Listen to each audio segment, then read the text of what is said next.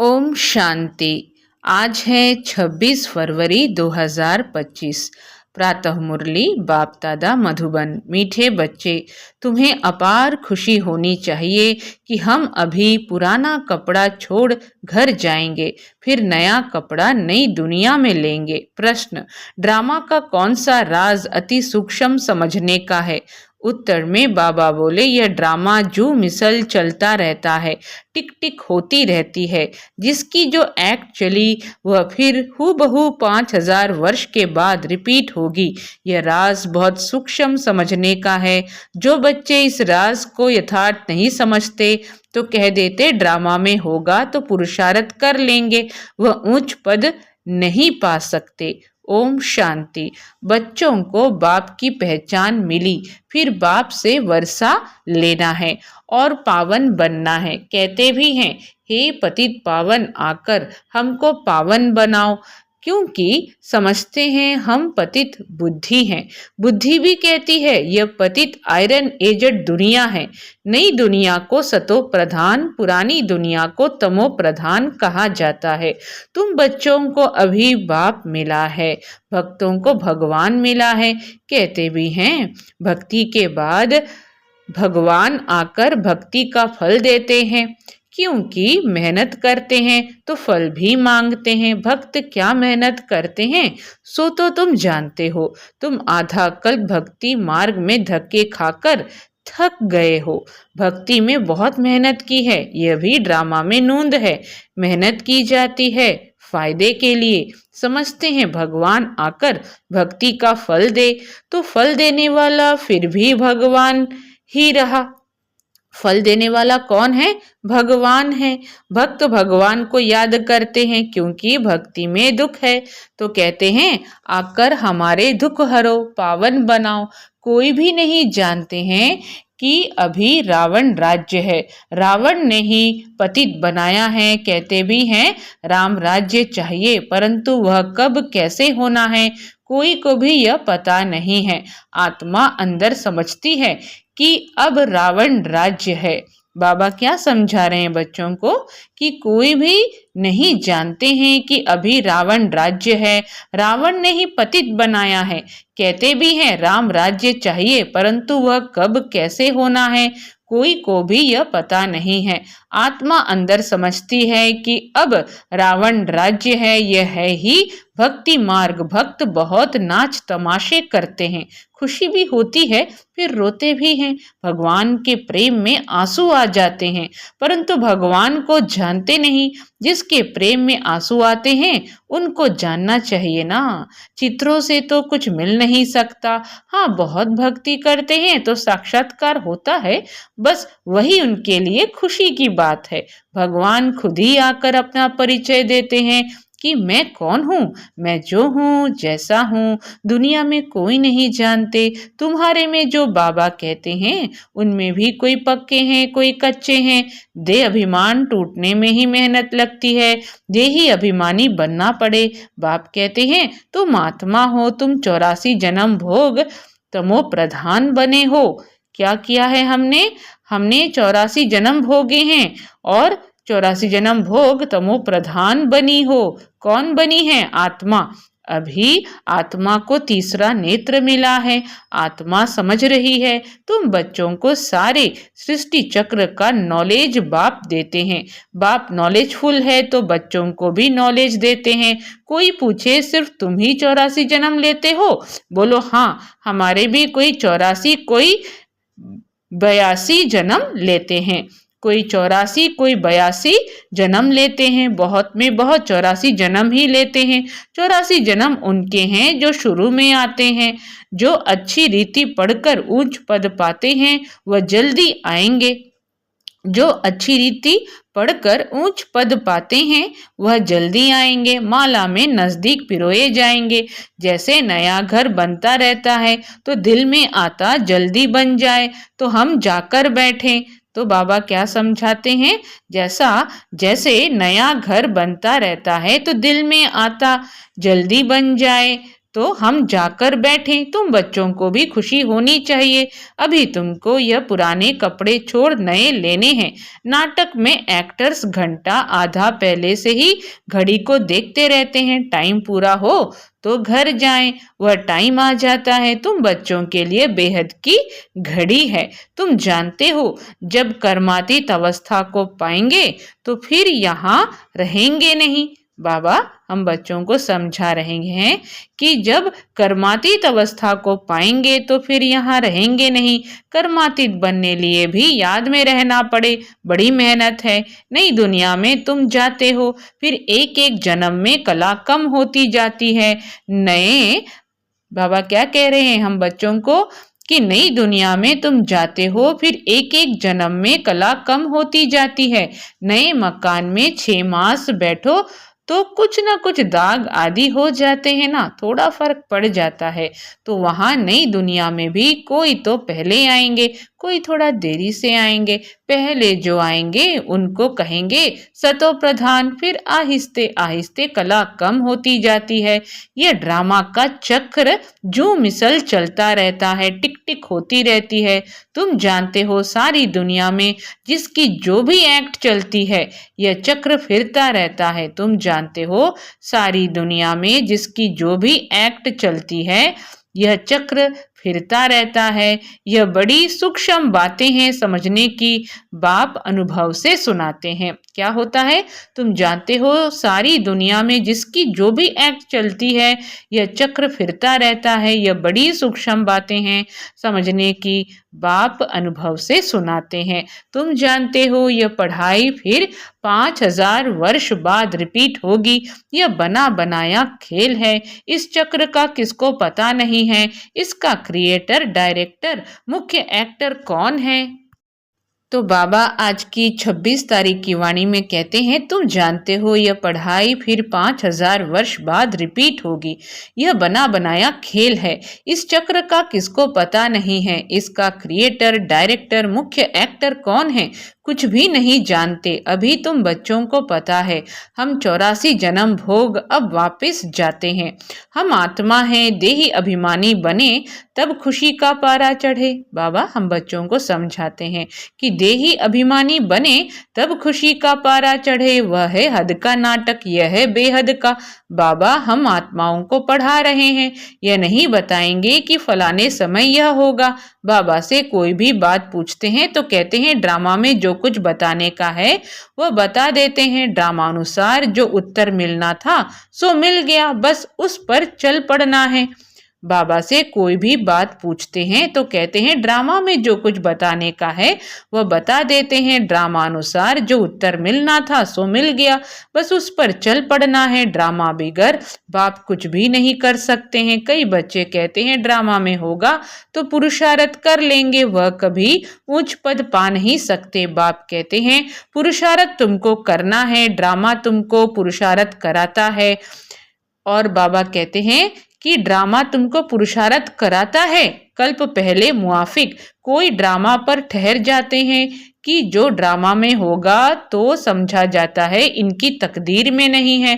अब तुमको स्मृति आई है, हम आत्मा हैं, हम यह पाठ बजाने आए हैं। आत्मा भी अविनाशी है, पाठ भी अविनाशी है।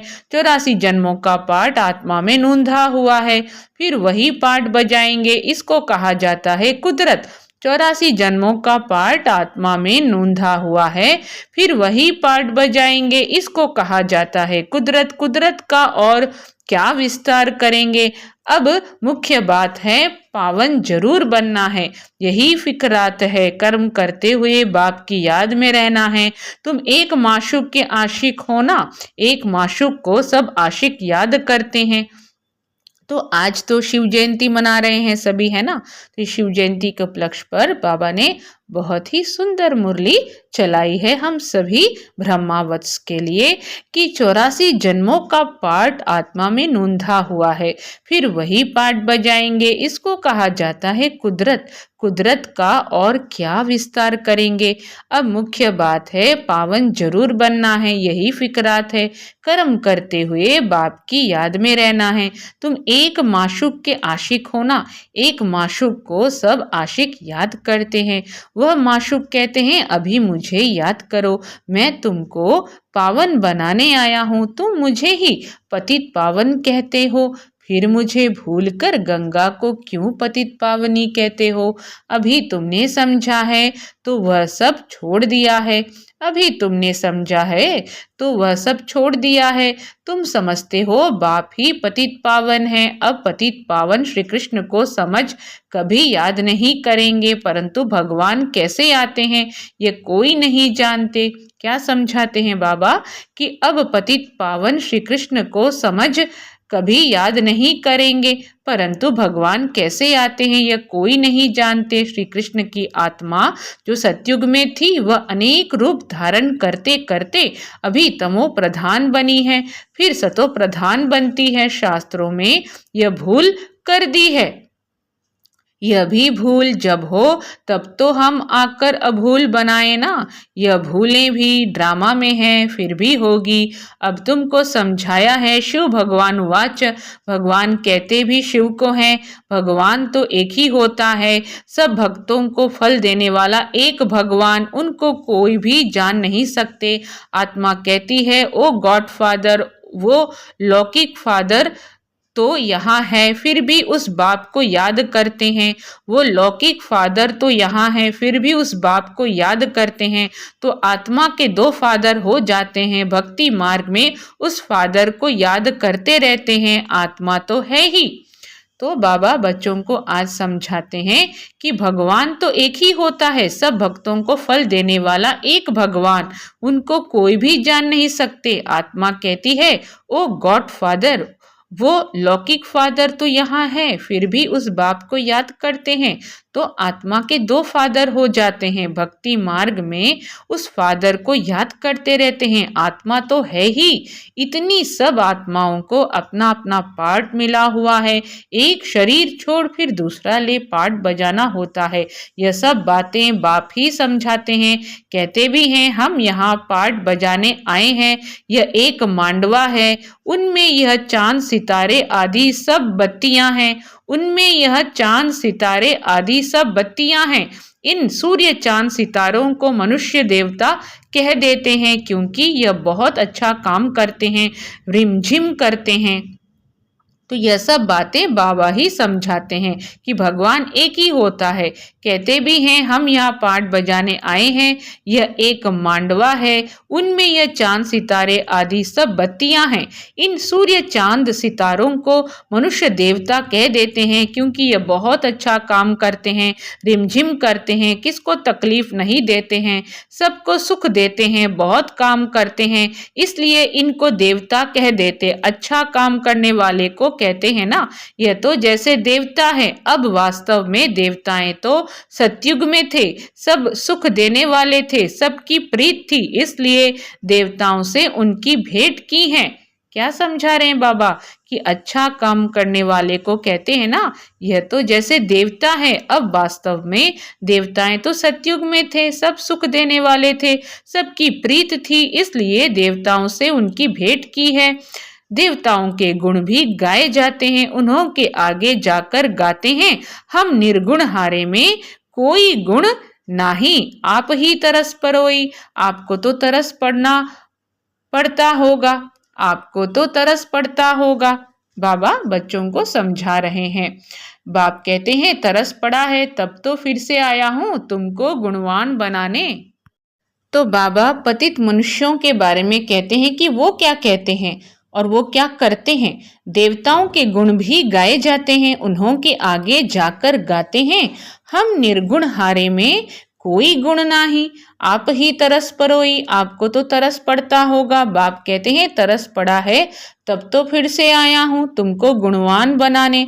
तुम पूज्य थे, अब पुजारी बने हो, फिर पूज्य बनो। बाबा कह रहे हैं कि तुम पूज्य थे, अब पुजारी बने हो, फिर पूज्य बने। हम सो का अर्थ भी तुमको समझाया है। मनुष्य तो कह देते आत्मा सो परमात्मा, परमात्मा सो आत्मा, आत्मा सो परमात्मा, परमात्मा सो आत्मा। बाप कहते हैं यह रॉन्ग है। तुम आत्मा निराकार थी, फिर सो देवता, क्षत्रिय, वैश्य, शूद्र बनी, अभी सो ब्राह्मण वर्ण में आई हो। आत्मा पहले सतो प्रधान, सतो रजो तमो में आती है। अभी तुम बच्चे समझते हो यह नॉलेज बाबा कल्प कल्प संगम युग पर हमको आकर देते हैं। बरोबर भारत स्वर्ग था, वहां कितने थोड़े मनुष्य होंगे। अभी कलयुग है, सब धर्म आ गए हैं। सतयुग में थोड़े ही कोई धर्म था, वहां होता ही है एक धर्म, बाकी सब आत्माएं चली जाती हैं। तुम जानते हो अभी इस पुरानी दुनिया का विनाश सामने खड़ा है। बाप राजयोग सिखला रहे हैं, कोई भी आए बोलो यह बेहद की घड़ी है, बाप ने दिव्य दृष्टि दे यह घड़ी बनवाई है, बाप ने दिव्य दृष्टि दे यह घड़ी बनवाई है। जैसे वह घड़ी तुम घड़ी घड़ी देखते हो, अब यह बेहद की घड़ी याद पड़ती है। बाप ब्रह्मा द्वारा एक धर्म की स्थापना, शंकर द्वारा आसुरी दुनिया का विनाश कराते हैं। तो बाबा आज की मुरली में आगे कहते हैं कि मनुष्य तो कह देते आत्मा सो परमात्मा, परमात्मा सो आत्मा। बाप कहते हैं यह रॉन्ग है।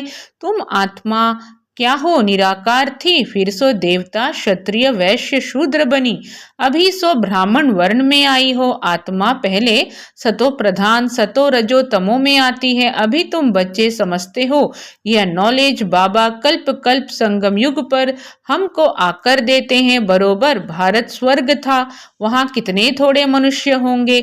अभी कलयुग है, सब धर्म आ गए हैं। सतयुग में थोड़े ही कोई धर्म था, वहां होता ही है एक धर्म, बाकी सब आत्माएं चली जाती हैं। तुम जानते हो अभी इस पुरानी दुनिया का विनाश सामने खड़ा है। बाप राजयोग सिखला रहे हैं, कोई भी आए बोलो यह बेहद की घड़ी है, बाप ने दिव्य दृष्टि दे यह घड़ी बनवाई है। क्या कहते हैं? कोई भी आए बोलो यह बेहद की घड़ी है, बाप ने दिव्य दृष्टि दे यह घड़ी बनवाई है। जैसे वह घड़ी तुम घड़ी घड़ी देखते हो, अब यह बेहद की घड़ी याद पड़ती है। बाप ब्रह्मा द्वारा एक धर्म की स्थापना, शंकर द्वारा आसुरी दुनिया का विनाश कराते हैं। बुद्धि भी कहती है चक्र फिरना जरूर है। कलयुग के बाद सतयुग आएगा। अभी मनुष्य भी बहुत हैं, उपद्रव भी बहुत होते रहते हैं, मूसल भी वही है। शास्त्रों में तो कितनी कथाएं बना दी हैं। बाप आकर वेदों शास्त्रों का सार समझाते हैं। मुख्य धर्म भी 4 हैं, यह ब्राह्मण धर्म है 5वां। सबसे ऊंचते ऊंच यह है छोटा धर्म, यज्ञ की संभाल करने वाले ब्राह्मण हैं। यह ज्ञान यज्ञ है, उपद्रव को मिटाने के लिए यज्ञ रचते हैं। वह समझते हैं यह लड़ाई आदि न लगे।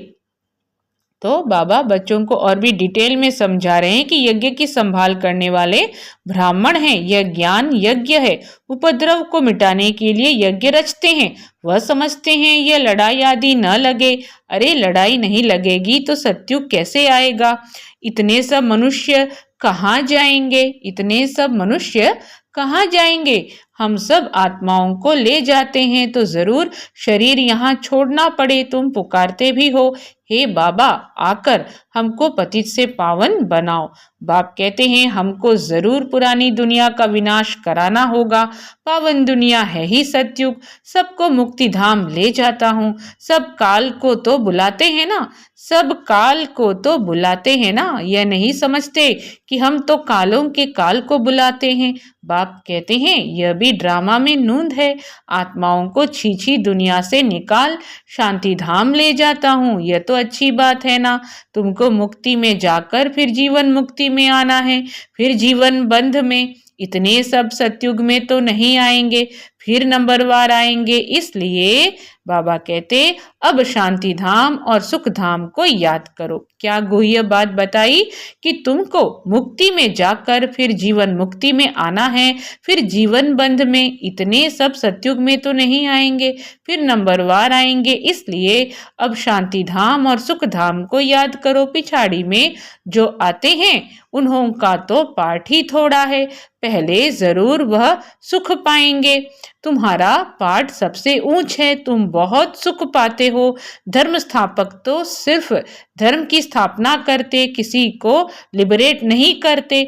बाप तो भारत में आकर सबको ज्ञान देते हैं, वही सबका क्या करते हैं? वही सबका पतित पावन है, सबको लिबरेट करते हैं। और धर्म स्थापक कोई सदगति करने नहीं आते, वह आते हैं धर्म स्थापन करने। वह कोई शांति धाम सुख धाम में नहीं ले जाते, सबको शांति धाम सुख धाम में बाप ही ले जाते हैं। जो दुख से छुड़ाए सुख देते हैं, उनके ही तीर्थ होते हैं। जो दुख से छुड़ाए सुख देते हैं, उनके ही तीर्थ होते हैं। मनुष्य समझते नहीं, वास्तव में सच्चा तीर्थ तो एक बाबा का ही है। वास्तव में सच्चा तीर्थ तो एक बाबा का ही है, महिमा भी एक ही है। बाबा हम बच्चों को समझाते हैं कि महिमा भी एक ही है। सब उनको पुकारते हैं, हे लिबरेटर आओ। भारत ही सच्चा तीर्थ है, जहां बाप आकर सबको मुक्ति जीवन मुक्ति देते हैं। तो तुम फिर भक्ति मार्ग में उनके बड़े बड़े मंदिर बनाते हो, हीरे जवाहरों के मंदिर बनाते हो। सोमनाथ का मंदिर कितना खूबसूरत बनाते हैं। बाबा बच्चों को समझा रहे हैं। श्री श्री शिव बाबा बच्चों को कहते हैं कि सोमनाथ का मंदिर कितना खूबसूरत बनाते हैं। और अभी देखो बाबा कहाँ बैठे हैं, पतित शरीर में, पतित दुनिया में। तुम ही पहचानते हो, तुम बाबा के मददगार बनते हो। औरों को रास्ता बताने में जो मदद करेगा उनको ऊंच पद मिलेगा, यह तो कायदा है। बाप कहते हैं मेहनत करो, बहुतों को रास्ता बताओ कि बाप और वर्षे को याद करो। 84 का चक्र तो सामने है, यह है जैसे अंधों के आगे आईना। यह ड्रामा हूबहू रिपीट होता है, फिर भी मुझे कोई नहीं जानेगा। ऐसे नहीं कि मेरा मंदिर लूटते हैं तो मैं कुछ करूं, ड्रामा में लूटने का ही है, फिर भी लूट ले जाएंगे। मुझे बुलाते ही हैं, पतित से पावन बनाओ, तो मैं आकर तुम बच्चों को पढ़ाता हूँ। ड्रामा में विनाश की भी नूंद है, सो फिर भी होगा। मैं कोई फूंक नहीं देता हूँ कि विनाश हो जाए। ये मूसल आदि बने हैं, यह भी ड्रामा में नूंद है। मैं भी ड्रामा के बंधन में बांधा हुआ हूँ। मेरा पाठ सबसे बड़ा है, सृष्टि को बदलना, पतित से पावन बनाना। अब समर्थ कौन, मैं या ड्रामा? रावण को भी ड्रामा अनुसार आना ही है। जो नॉलेज मेरे में है वह आकर देता हूँ। तुम शिव बाबा की सेना हो, रावण पर जीत पाते हो। बाप कहते हैं सेंटर्स खोलते रहो, मैं आता हूँ पढ़ाने। मैं कुछ लेता नहीं हूँ, पैसे जो कुछ हैं वह इसमें सफल करो। ऐसे भी नहीं सब खलास कर भूख मरो, भूख कोई मर नहीं सकता। बाबा ने सब कुछ दिया, फिर भूख मरते हैं क्या? बाबा ने सब कुछ दिया, फिर भूख मरते हैं क्या? तुम भूख मरते हो क्या? शिव बाबा का भंडारा है। आजकल तो दुनिया में देखो कितने मनुष्य भूख मरते रहते हैं। अभी तुम बच्चों को तो बाप से पूरा वर्षा लेने का पुरुषार्थ करना है। यह है रूहानी क्या नेचर क्योर, यह है रूहानी नेचर क्योर। बिल्कुल सिंपल बात, सिर्फ मुख से कहते हैं, मन मना भव आत्मा को क्योर करते हैं। इसलिए बाप को अविनाशी सर्जन भी कहते हैं। कैसा अच्छा ऑपरेशन सिखलाते हैं।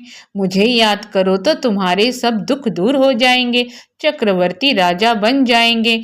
इन कांटों के जंगल में रहते हुए ऐसे समझो कि हम फूलों के बगीचे में जा रहे हैं। क्या समझाया बाबा ने? बाबा ने समझाया चक्रवर्ती राजा बन जाएंगे इन कांटों के जंगल में रहते हुए। ऐसे समझो कि हम फूलों के बगीचे में जा रहे हैं, घर जा रहे हैं। एक दो को याद दिलाते रहो, अल्लाह को याद करो तो बेबादशाही मिल जाएगी। अच्छा मीठे मीठे सिखिलदे बच्चों प्रति माता पिता बाप दादा का याद प्यार और गुड मॉर्निंग। रूहानी बाप की रूहानी बच्चों को नमस्ते। हम रूहानी बच्चों की रूहानी माता पिता बाप दादा को याद प्यार, गुड मॉर्निंग, नमस्ते नमस्ते, ओम शांति। धारणा के लिए मुख्य सार।